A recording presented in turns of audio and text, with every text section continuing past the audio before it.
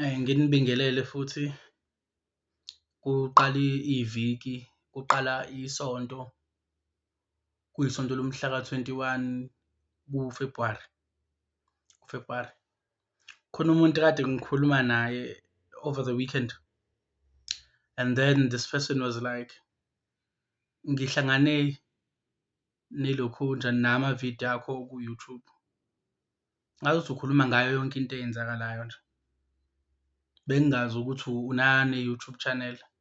So sengiyachaza-ke ngithi ukuba ne-YouTube channel, I started having it ngisase-university. Ngiqale khona ngisase-university ngabo lokhunja kanje, ngabo 2015 kanje, 'cause ngi-graduate ngo-2017, 14, 15, 16, 17, yes, ngi-graduate ngo-2017. Ngi-graduate ngo-2017. By 2016 bese nginayo vele i-YouTube channel. I think I was one of the few people ababene-YouTube channel back then. Eyami-ke yayilokhunja, I think isakhona nanamanje. It was music based because umuntu ukhule ene-passion music-ke ngibala lo we-deep house, because ehamba study sikhula nje sikhule sithanda i-deep house, and we always felt like i-deep house was setting us apart from abanye abantu. Ngamagama asimple nje sasiy'tshela ukuthi singcono because we listened to i-deep house. So I carried leyo mentality leyo even to varsity. So sakhuluma lokho ngase ngachaza ukuthi hhayi, i-YouTube kade ngaba nayo mina, so lena akuyona eyokuqala le. Kodwa-ke ukuze yonke into yenze isensi, ngibone ukuthi okungcono angilokhunje, angilokhunje. I-topic yanamhlanje ngizobe sengiqhubeka ekuchazeni ilokhunja about i-higher education yami or imfundo yami, i-academia yami, because I think I went through i-primary and I went through i-high school kwenye ividiyo, and I was always like, I need to do part 2, I need to do part 2, I need to do part 2, I need to do part 2, but I couldn't do part 2 because umhlahlandlela benginganawo. I do not like just throwing something lapho just for the sake of ukugcina icala basically. Ngafika ngo-2014, 14, 15, 16, 17, ngafika ngo-2014 e-DUT, Durban University of Technology, e-Redton campus. Ngafika ngo-2014. The previous year ngangifunde e-UKZN Howard. I studied in UKZN Howard. Ngafunda khona from January until June. So I had to drop out. Why did I drop out? It was too much for mina. Abantu babephithizela kakhulu. Bephethe iy'khwama, kuyangenwa kuyaphunywa, kuyangenwa kuyaphunywa, kuyangena kuyaphunywa. And for me, that was too much, and ngavele ngalahleka kakhulu. Ngalahleka kakhulu because my main idea or my main mission was ukuthi ngenze i-BSoc khona. It's Bachelor of Social Work, I believe. Ngenze i-Bachelor of Social Work khona, but ngahluleka. I was overwhelmed ngesingisi. I was overwhelmed. Sasithi mesihleli eklasini, like the classes were big. Ngangivele ngihlalele phezulu. Mangihlala phezulu, lo muntu okhulumayo lapha enzansi omile angimuzwa ukuthi uthini. Yabo, labantu ekuthiwa ama-lecture, I didn't even understand ukuthi kwakuyi-lecture leyana. And wevele akhe phezulu, athi fundani ey'ncwadini zenu. Uyezo zingane zithi kumele ngiyo-photocopy incwadi ethile, anginayo incwadi. So for mina, it was too much for me. I was clueless. So ngabona ukuthi if ngiqhubeka lana, enye into-ke elokhunja, I think engayona i-kryptonite per se yami, ukuthi I rather let go than fail. I rather let go than ukubonakala ukuthi ngifeyilile noma ngihlulekile. I rather walk away kunokuthi ngihluleke because I do not like ukulokhunja ukuhluleka. So nalaphana ngabona ukuthi okay, into ezokwenzeka la ngizofeyila, ngizofeyila and angikuthandi ukuhluleka because ukufeyila falls under ukuhluleka. Ngalokhunja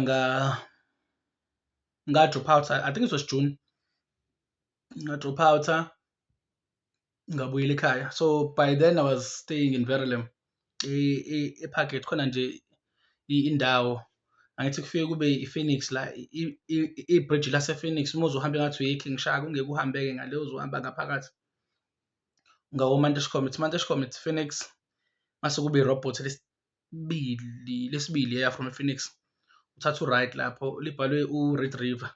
So uma ungena nje lapho le umize lapho nje ethi ayibe isilungwana isemandiyeni phela kodwa. So ngamuva lapho ngayohlala nogogo because it was convenient for me, hence it was closer to town, to Durban, because good ukusuka eHammersdale uye eThekwini. I think it was 40 minutes or so, but it was more than 30 minutes. So ngamuvela khona. So when I dropped out, I had to go and tell ugogo ukuthi hayi ngeke akusahambanga kahle esikoleni kanje. I opted to drop out, but the following year ngiyofunda futhi. And one of the reasons ayengenza ngidrop out yini, there's guys engakhula nabo esasithanda nabo i-Deep House njengoba ngisho nje ukuthi nganginelokhunja ngangine-channel ye-Deep House. There were those guys ababebawu-2 and we were very young, behlala ngase-Playhouse. Kufike kube i-Playhouse la, uma ujika nje la ngase-Playhouse khona i-Main Khosa, opposite i-Main Khosa khona iflat ekuthiwa i-Rainer. There was a-Rainer before lapho. So amajita ayehlala lapho, njengoba amajita ayehlala lapho, mina angithi ngangigibela la ngakuma-terminals e-workshop uma ngiyi-Howard. So vele ibona abantu angispenda isikhathi nabo.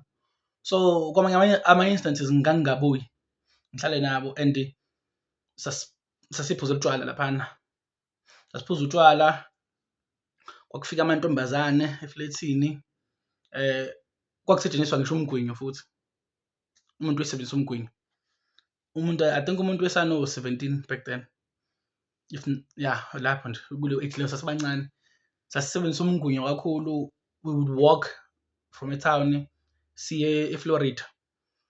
But indawo esasihamba kakhulu kwakuyi-Afro Lounge before ulokhunja, uTeresa ne-Afro Lounge. Not far from Florida, because Florida was on the right, yona it was on the left. So sasilokhunja nje sasiphila impilo back then. We were kids. We would go to i-mother of all parties and try to sneak in because sasine-passion ye-Deep House ngale ndlela le. So sasine-passion. So whenever you're gonna go kuthiwa kuno-Ralph Gama, kuno-Roco, vele you need to consume alcohol, and mind you ukuthi we are kids and siyazama ngayo yonke indlela ukuthi okay basifake lapha because we had i-passion. And then you would lokhunja do umgwinyo. So nalokho futhi it was showing mina, and kwase kungikhathaza, and it's one of the main contributing factors eyenza ukuthi ngibone ukuthi okay, yazini, I am not gonna cope la. So I dropped out, ngabuyela ekhaya. I tried to apply. I think ngisake ngasichaza le story lesi. I tried to apply and then I was accepted, and then I went to DUT na. I was accepted at DUT na, and then I did my first year na. I did my first year khona owawungekho lula.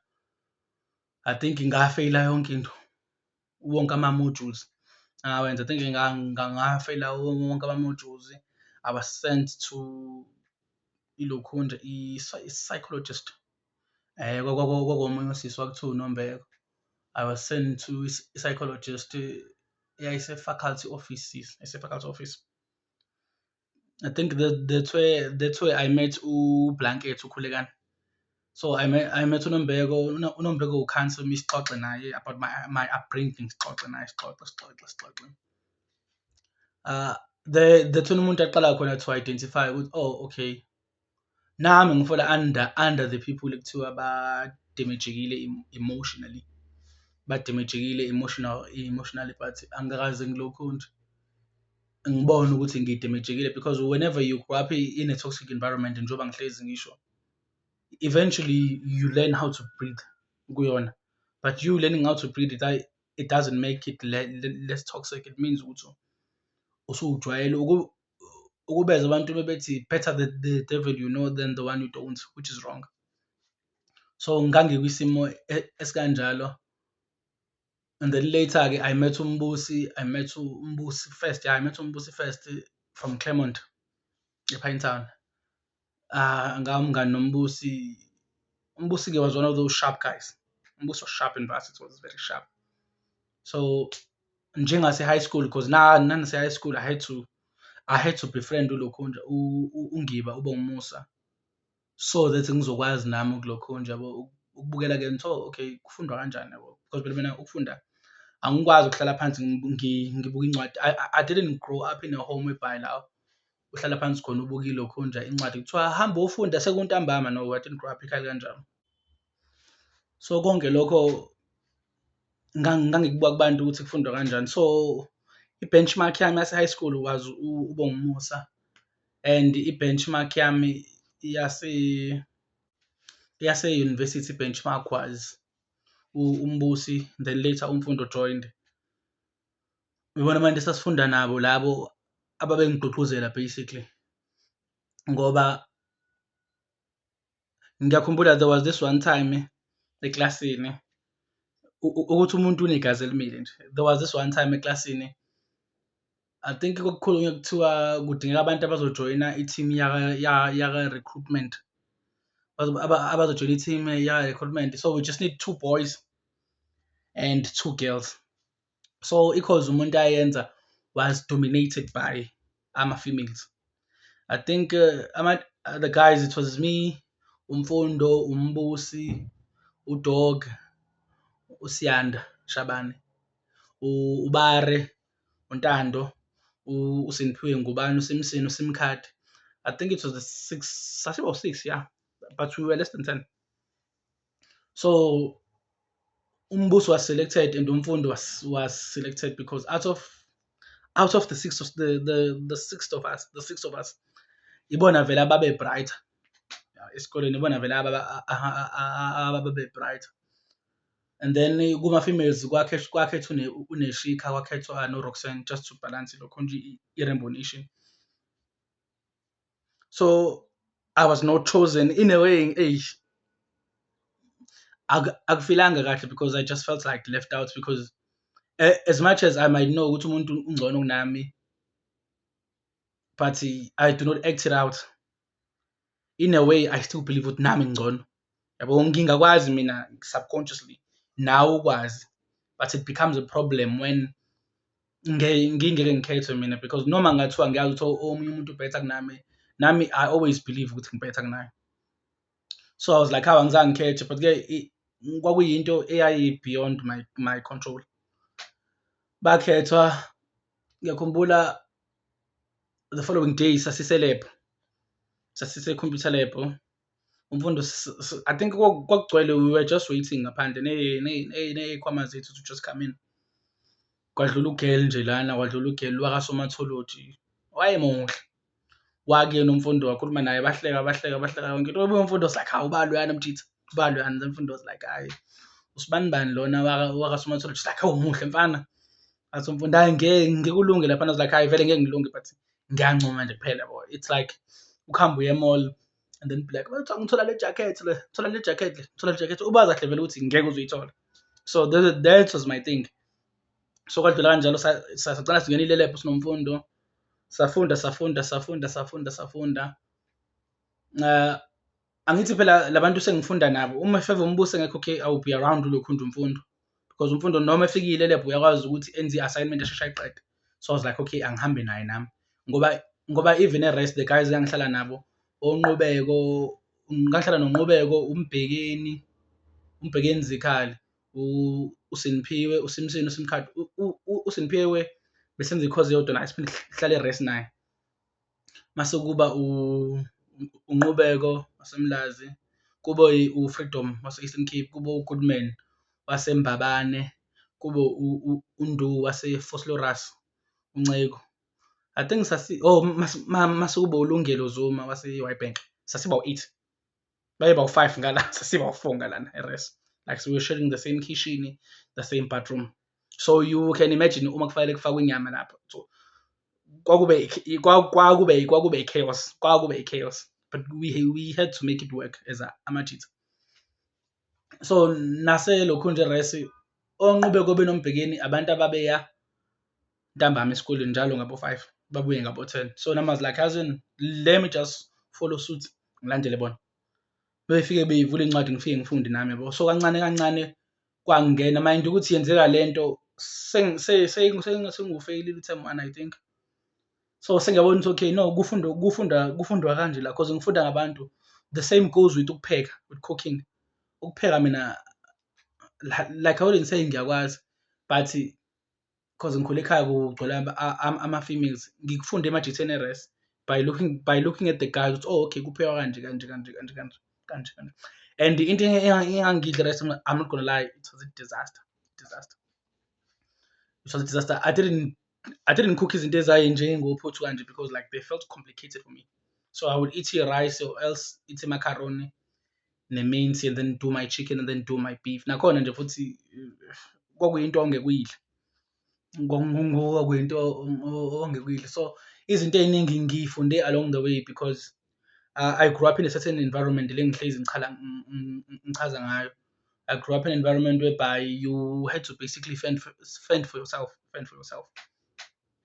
Nakhona ngafunda emajitheni ukuthi kuphekwa kanjani, ngibukela kubona kufundwa kanjani. So ngihlale-ke nomfundo sifunde angifundisa umfundi ukuthi okay apparently lana kubuka ama-previous papers uma ufuna ukuphasa. So we would go to student portal sibuke lawo maphepha lawo. Nakhona ukusebenzisa i-email for me it was too much because ngifunde esikhetha uxolo babe prioritizer ingane ezayifunda physics kuphela. I think izona zonke ezazi-allowed ukuya e-lab back then. Thina nje esasenza u-general we were called amalokhonja ama-broken bricks. Ngiyakhumbula ulokhonja uMr Xhakaza wafika kuthina eklasini wayo-class teacher wethu. Xhaza was like eyi la esikoleni banibiza ngey'tini ey'phukile but uyakwazi ukuthatha iy'tini ey'phukile u-create umuzi ngazo. Kudiphenda ekutheni usisebenzisa kanjani wena isitini. So thina sasile stream kwakuthiwa i-stream i-stream esasinganakwa. The important streams were u-physics no-commerce. Thina u-general no-agriculture nje kwakuyinto enganakiwe leyo. I think eklasini sasiba about 40 if not 38. So njengoba sasinganakiwe vele yonke into yethu it was below subpar. It's i-understanding ye-English yethu it was below subpar. Uku-understand izinto ey'ningi nje was below subpar. Was below, and the computer uyazi uzoyithinta kephi ususevasi and you need to access your emails. You need to be able to do assignment. You need to be able to do mesenza i-assignment angithi uthatha i-information esekenziwe omunye umuntu and then you interpret it in your own way and then you exclude ama-findings like amancane just to show ukuthi okay ngiya-understand ukuthi ngikhuluma ngani lana.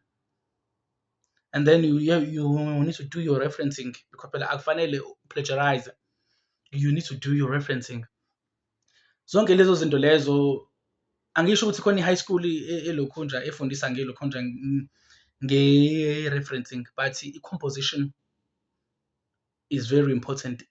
As much as we had ulokhunja u-class teacher we-English but ngikhuluma iqiniso nje sasibaningi eklasini sasifunda nala abantu ababebadala babehlezi bezokhwehlela behlekise and make jokes yabo be-distract basically. So ngifika elokhunja evasi kumele ngifunde zonke lezi zinto lezi. Sengifeyilile vele u-term 1. So mina bengifola under laba ekuthiwa ama-annual. Before there used to be ama-semesters na ama-annual angisazi-ke manje. So mina bengifola under ama-annual. Ama-annual-ke kunjengomuntu ose-high school nje. You do your term 1, term 2 ngoJune, term 3.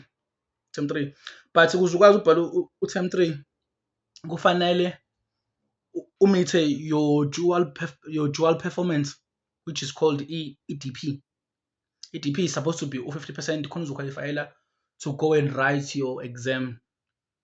So vele mina sengiwufeyilile u-term 1, sekufanele ngidiphendele ekutheni amalokhonja amalokhonja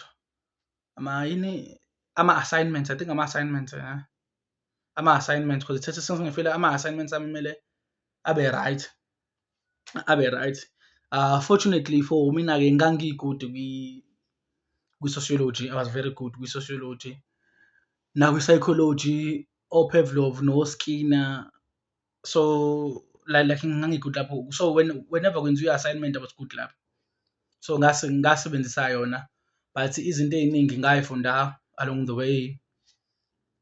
Ngaqala nge-second term like ngagaina i-momentum nami, and then there was this one time uMfundo noMbusi, they were like kumina kumele kuyiwe ePinetown. I think it was after 3 kumele kuyiwe ePinetown kuzobuya late. I-team yaka-recruitment is going to ePinetown. UNeshika akekho, Roxanne akekho, so asambe nawe mfethu. I think uMbusi washo njalo asambe nawe mfethu. Mina ngeke mfethu, hey mina angibizwanga phela kule nto. Athi uMbusi hayi khululeka mfethu, hayi khululeka, vele akekho umuntu ozokwazi. So that was my first time ngijoyina i-team yaka-recruitment. So ka-recruitment kwenzekani, u-recruitment was run by uBlanket, uKhulekani. It was run by uKhulekani. U-recruitment had iLokhonja, had i-tax iLokhonja, i-tax i-duty, had i-tax leyo. So into abayenza ukuthi they will go around KZN be-promote ama-course ase-DUT in a way. So if ever kuneLokhonja if ever kuzofika iLokhonja ikole somewhere, nathi sasiba khona sibeka amabhena ama-department ase-DUT. Mezi izingane zesikole lapho ezazika-matric zifike zizobuza, okay, ama-course enziwe e-DUT imaphi yabo, noma umuntu akhombe laphana abuze ukuthi, okay, uma ngifuna ukwenza le course le ngenza njani, uma ngifuna ukwenza le course le ngenza njani. So thina owethu was to be i-mouthpiece basically for the university. So we would just stand there and then explain, okay, no, le course ifall under. So you had to know all the campuses, i-ML Sultan, i-Written campus, i-Steve Biko, Brickfield, Indomiso, i-Riverside, i-City campus. Awu-7 ama-campuses ase-DUT, awu-7. So you had to also know ukuthi, okay, you cannot find anything in Durban, you find it in PMB. Kunamanye ama-course ase-PMB but angekho eLokhonja eThekwini. So you had to be sharp in terms of iLokhonja izinto eziyazi kanjalo. So umuntu had to master lezo zinto lezo in a short period of time. Sifike laphana-ke and then explain to ingane ukuthi, okay, no, into kanje. So iLokhonja, i-faculty uLokhonja yayikhipha ama-students from all the departments ase-Written, our health, from your somatology, your chiropractor, your prosthetics, your environmental management. I think it was environmental management le yayenzwa ocela impilo. So kwakhishwa wonke lawo ma-course lawo ama-students, njengoba ngisho ukuthi kwaphikwa 4 eklasini. So mase sesihleli sonke sesekuseni lana, yayishayilo ubhuti umlo, one of the nicest gentlemen you ever find, umlo yayishayilo yena. So kwakuhlekwa vele kuhlale kujokhwe yena nani yabo. Kwakune camaraderie yokuthi kwi-campus eyodwa siyazwana and sazwana sonke. And then there was also white people from u-chiropractor. I think there were white people from u-chiropractor. Kwakunamalokhonja, kwakunama-paramedic. Yes, kwakunama-paramedic. So sasibaningi nje. So ngaqala lapho ukuhamba nabo and iLokhonja, and i-environment was very nice. Like the environment was cool, was very cool. Wathi uMfundo kumina, mfethu kumele ngihambe ngekhaya, wasendoda uMfundo, kumele ngihambe ngekhaya mfethu ekuseni, but noMbusi akekho. uMbusi wayengekho 'cause on weekends umbusi uya kubo, on weekends umfundi oya kubo usually uya kubo, 'cause enduduzo kuseduze from Durban and eClermont kuseduze. But mina ngangingayi njalo ekhaya because of the dynamics I grew up under. So I always felt like angivele ngiyihlalele nje ngedwa. Asho njalo umfundi athi, "Mfundo no mfethu kuyahanjwa, kusasa kuyiwa eMkhomazi, uzokwazi ukuhamba wedwa mfethu?" I was like, "Ah, sure mfethu uzokwazi ukuhamba wedwa." 'Cause phela ngangizohlala e-rest ngenzeni? Sure mfundi ubala mfethu ngizohamba ngedwa. Athi, "Hayi no, ngizokufaka egruphini yakwa-WhatsApp." I was like, "Okay, cool." Bangifaka egruphini yakwa-WhatsApp ebusuku because I think sahlukana ngabo-9 sesisuka eKloof. I think eKloof safika ngabo-4 if not 5. Sabuya ngabo-9 because i-taxi yayifika ishiye wonke umuntu ohlala around town in Durban esasihambe naye, esasifunda naye, esasiye naye kulezi iy'kole lezi. Ishiye abantu because I think ngafika ngabo-9 endlini. Ngafika ngabo-9 endlini. Ya ngangisahlala Impilo lapha Esikhombe. Ngafika ngabo-9 endlini, bangifaka egruphini, and then the following day we were told ukuthi kumele sishayele ngo-6 eRethini ngakuma-parking kuyahanjwa kuyiwe eMgababa, and then I was introduced ukuthi okay nangu uMendelana lo kade sihambe naye eSekloof, ofunda noMbusi and stuff. Into-ke esasi-good kuyona yimina umfundi uMbusi, kwaku-easy for us to break the ice kulawa amanye ama-students. Kwaku-easy for us to break the ice because i-course esasiyenza vele dealt with ilokhunja, with u-psycho muntu. So sasazi ukuthi okay imaphi ama-jokes ekufanele siwasebenzise and azoba accommodative to everyone. Yingakho kwaba lula ukuthi uma umfundi engasekho, uMbusi engekho the following day, bangamukeli nami ukuthi ngihambe nabo as part of the recruitment team. Mesihamba ke the following day, I think ngafika kuqala uma ngifika lana, nansi le ntombazane le umfundi ayikhuluma naye enhle, le kade le ngangithi hhayi ngiyayincomela kuphela mfundo. So ngifica le ntombazane la, mengifica le ntombazane la, I was starstruck because waye-gorgeous ngale ndlela. Oh, the chick was gorgeous. Like mahle amantombazane vele on campuses, mahle. But mase ngimbona eduze, like she was gorgeous, emhlophe yabo. She was coloured, half Zulu, half black and half coloured, ingathi Zulu, half black and half coloured, wase-Newcastle. Oh, she was gorgeous. So ngahlala naye, wayekhulumela isiZulu futhi yabo. Sahlala naye because abanye I think bafika 10 minutes later kuhleli naye, and then sasikhuluma, wangibuza like, what do you watch on TV yabo? I was like, ngibuka u-1, 2, 3 because intombazane yasekhaya iyona eyayibuka lezi zinto NCSI and stuff. So I was like, no, ngijwayele ukubuka ukuthi yabona intombazane yasekhaya, oh kumbuka ubani u-Adrian Monk. I was like, yeah. Episode oyithandayo iyiphi le? Athi hawu yazi nami. So like we had a lot in common. So untombazane wayeqala ungibona because when we went to Kloof, wayengekho untombazane, wayengekho on Friday, wayengekho yes. So bafike laba abanye bangifica ngihleli naye, hey ninjani ngiyaphila, hey. And then they were like, hawu mina nje lo kulabade bengekho izolo. So sangena etheksini, we went to Mkhomazi. We went to Mkhomazi. Sahamba la nge-Potchefstroom, yes. Sahamba e-Potchefstroom ngase Izotsha. Sanyuka lapho sathi. So went to Mkhomazi. Nakhona njengoba sahamba lana, like siya engage yabo, siya engage, like we are making jokes yabo, even though umfundi engekho, uMbusi engekho phela, but I had to sort of like carry on the mental.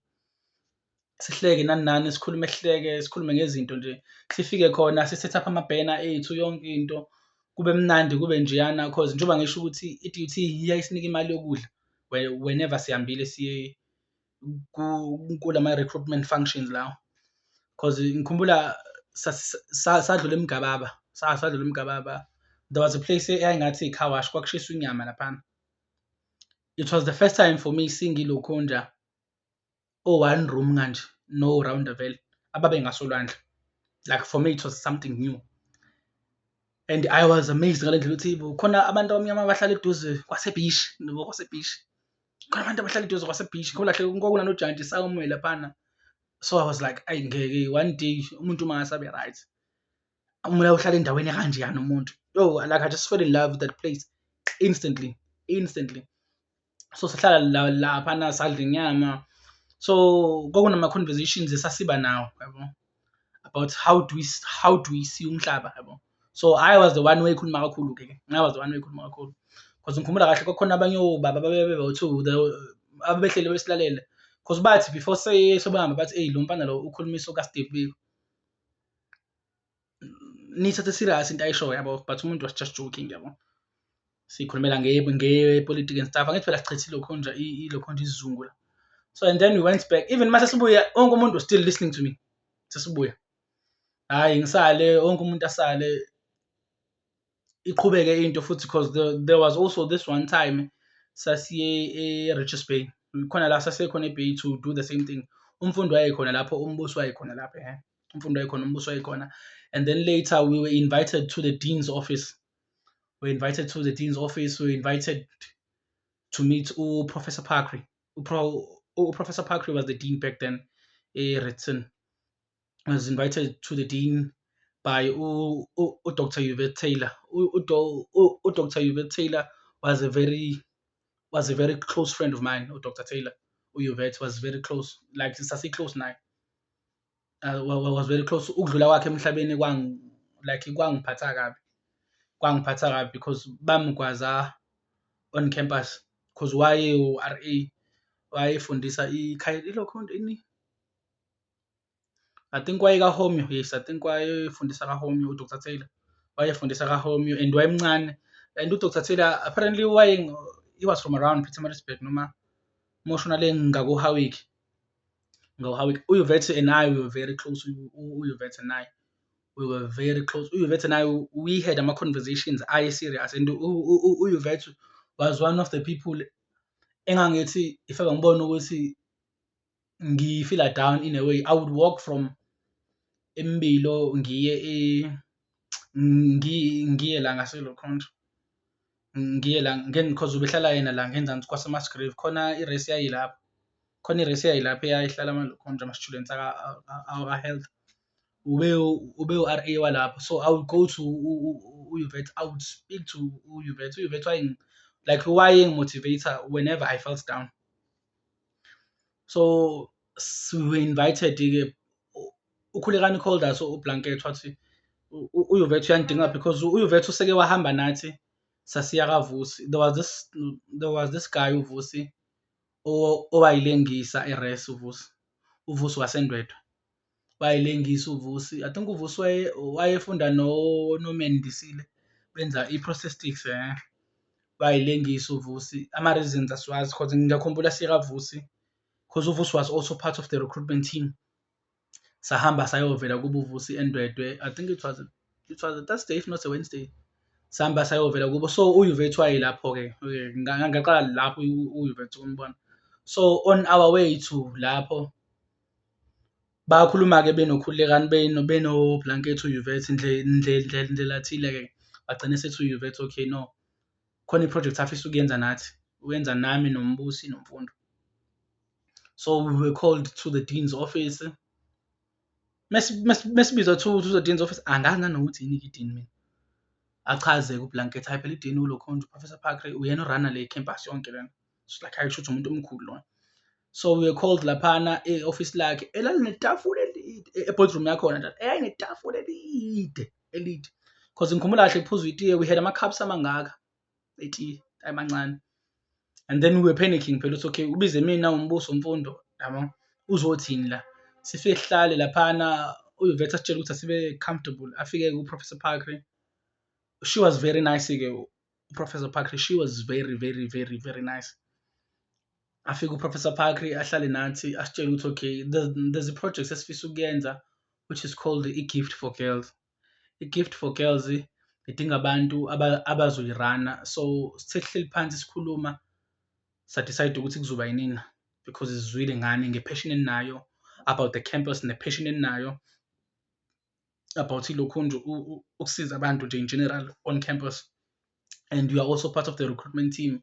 Kuyasho ukuthi very good and ani-mind nane-public speaking.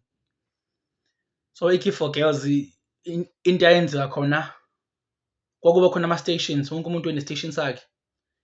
Kulama campuses lawa i-ML Sultan, e-library kwakuba khona ilokhunja i-station lapho. I-station kwakuba, it was like a box, like a red box eyayine-sticker esibhale u-gift for girls. Kuleso sticker leso kwakubhalwe ukuthi it's gift for girls. Siyacela wonke umuntu adonate ama-sanitary towels. Ama-sanitary towels.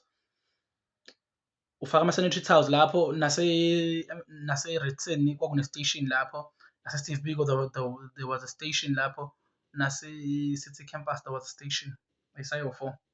E-Brickfield i-station sasinganaso cha. So ithina imina umfundi wombuso we in charge of lawo ma-stations lawo. So abantu bafaka ama-sanitary towels, ama-students afake lawo ma-sanitary towels lawo azothathwa ayiswe kephi kaMkhizwana. kaMkhizwana isehlanzeni kaMkhizwana. So i-DUT has a clinic kaMkhizwana, has a clinic kaMkhizwana, and also i-DUT has a clinic on campus e-Ritten. So kuye kuthatha ama-students ahamba ayosiza kephi kule clinic yakaMkhizwana. Clinic yakaMkhizwana kusebenza ama-students ase-DUT kuphela.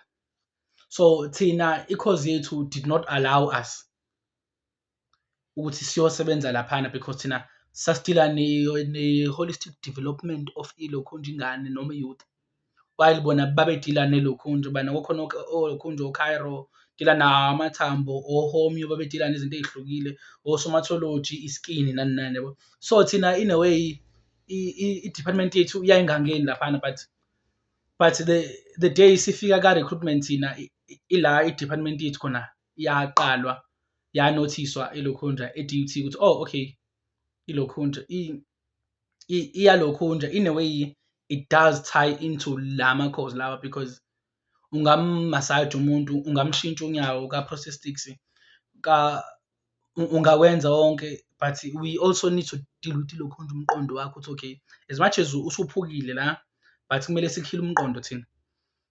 So it was mina nomfundo nombusi, ama-students, I think ithina sodwa, I'm not sure, but ithina bokuqala ngqa abaya kuleya clinic yakaMkhizwana.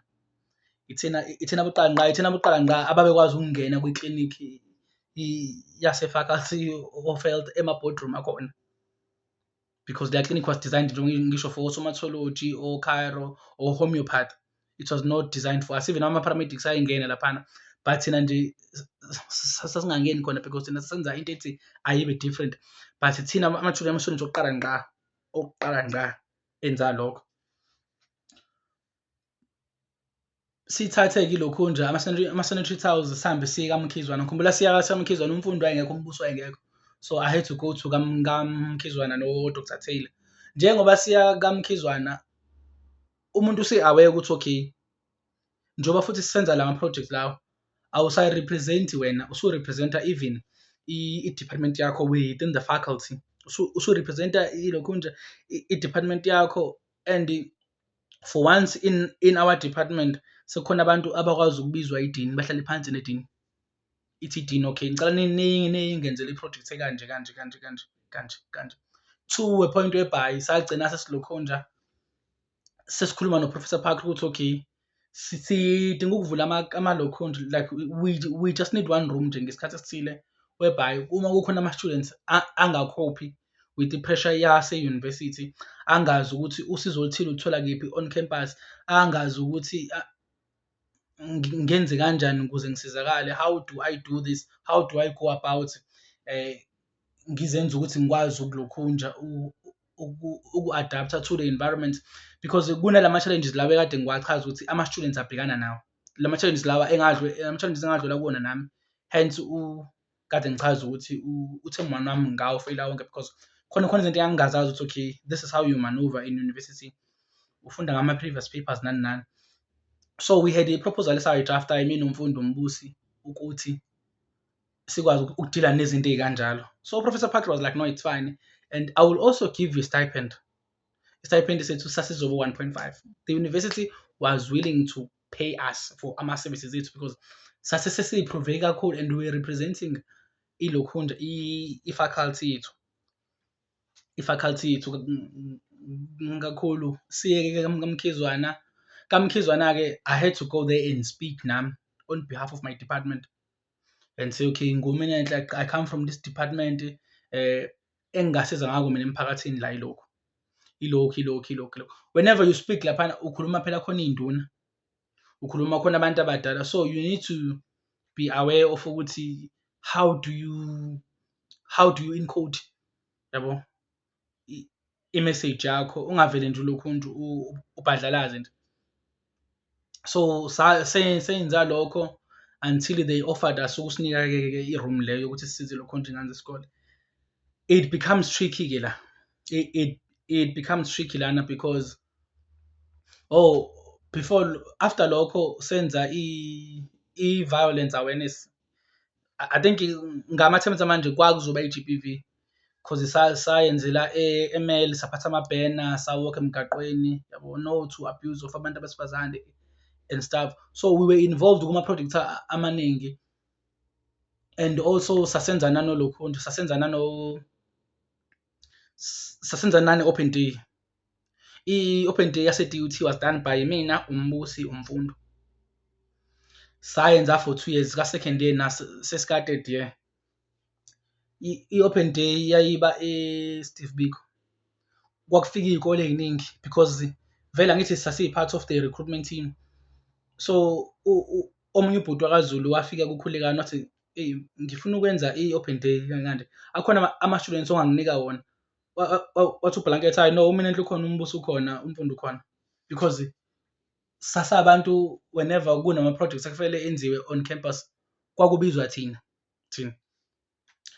Ama-students ayefika angene laphana etendeni ahlale khona, mengena umile laphana uphethe i-mic, senza public speaking basically.